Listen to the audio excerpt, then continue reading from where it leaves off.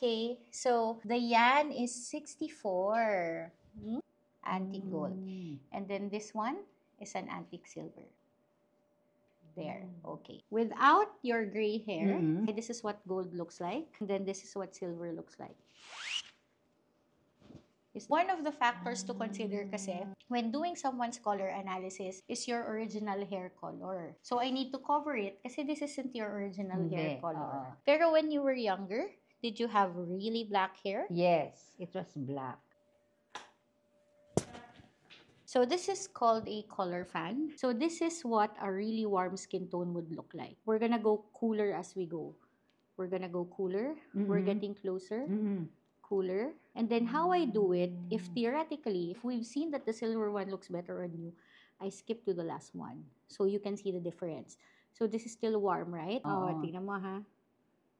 See how close your skin tone is? Hindi na. Habang dumadami yung pigment ng green, hindi na siya bumabagay. You're more purplish. You have more purple tones on your skin. Light summer is cool. Light spring is warm. You're definitely not warm. I'm not. Dito talaga tayo sa summer. Okay. Oh my God, ang ganda. Ang ganda. I'm so amazed. You wear this jacket. Okay. Okay. Ang cute. Ang cute, di ba? Okay, ayan. You have the softer prints. Yun. Then there's also something we call replication. You want the pinker colors of your dress to pop. You put on pink earrings. These are light summer earrings. Very. I never thought I looked good in yellow. You do. Oh. Ay, oo. Kunyari, you wanna wear a belt. You wanna stay away from the heavy leather colors. So maybe something like this in bone. Yan, I'll put it over here. Sige. Parang ganyan. Ay, oo. See? That your version of neutral is more gray, less brown. Yan. Still looks good. You wear this again on top. Still cute.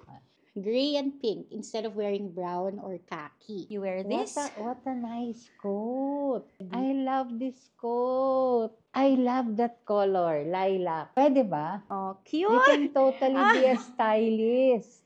A lowly contrasted pattern. Ganda. Oo, ganda nga. If it's too bright, it doesn't look good. See? So, this is a winter skirt. This is a summer dress.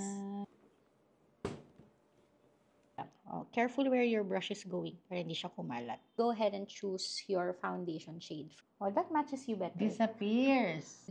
Use this brush. This is a powder brush. Oh, very good. Okay. Now that you're done with everything, you use the brush to swipe off the excess powder under your under eye. So, Ayan. Okay.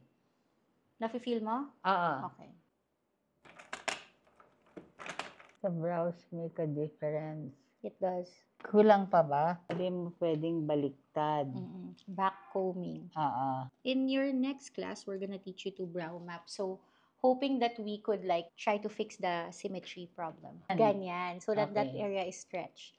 Okay. Now, you're going to use purple mascara. yan yung sinabi mong Kiko Milano. Kasi you are Cool in summer. undertone. Ano bang gray mascara? Meron. Okay. And then I like to put on my nose. Is this the correct way to pick up the Yeah, you color? coat the dulo of your bristles. Confetti. Confetti, yes. Ay, nice. May menthol effect. I'm so happy. Ang saya-saya ko kasi this has been a dream come true. I've been watching you on Facebook. I first saw you there.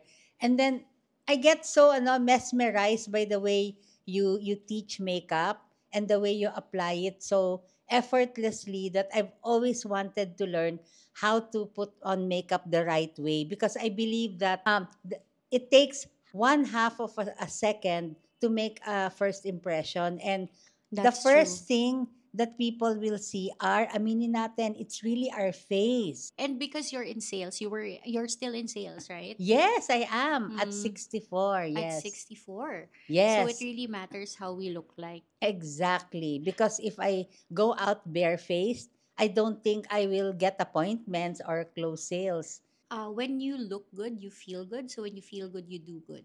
So Absolutely, yes. It starts with looking good. Makeup is no longer done to correct a feature or to change your face, di ba? It's really making, enhancing what you already have. Yon, Mm. oo. We say that a lot. Well, because makeup is You, both an art and a science. So yes. I agree with you. There's makeup for transformation, and then there's makeup for enhancement.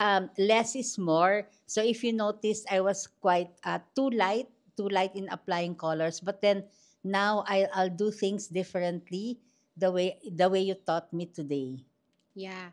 And when it comes to the amount of product that you add, it's better to make mistakes while you're enrolled. Like experiment with how much product you're using so that you can continuously give us feedback on how specific products work with you. Like so for those watching who are also summers, just like Tita D, this is your shade, confetti.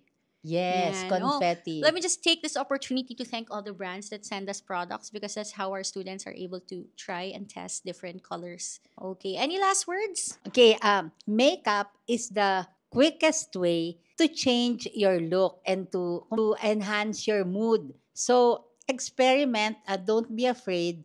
And I also read somewhere that women who wear makeup are perceived, and I'm sure are successful. They're perceived to be more successful than those who don't. While I have friends who are talagang no, not a stitch of makeup, and I respect their choice. Pero me, especially when the pandemic happened and we have virtual meetings, you will not catch me without kilay and lipstick at the very least, di ba? Mm. Yeah, and I like what you said about how we really do respect people who don't wear makeup. It's totally up to you. It's your preference. And Yes. yeah, our aim is like for the course that you joined, our aim is to teach you different techniques while still giving you creative freedom to use these different techniques together. So we're definitely excited to see more of the looks that we're going to be doing together with all the other Yes. teachers. This is just the second class, so I'm excited to do Yes. other looks such as glam, right? Yan. Mm. Okay. So thank you so much, Tita D, for today. Oh,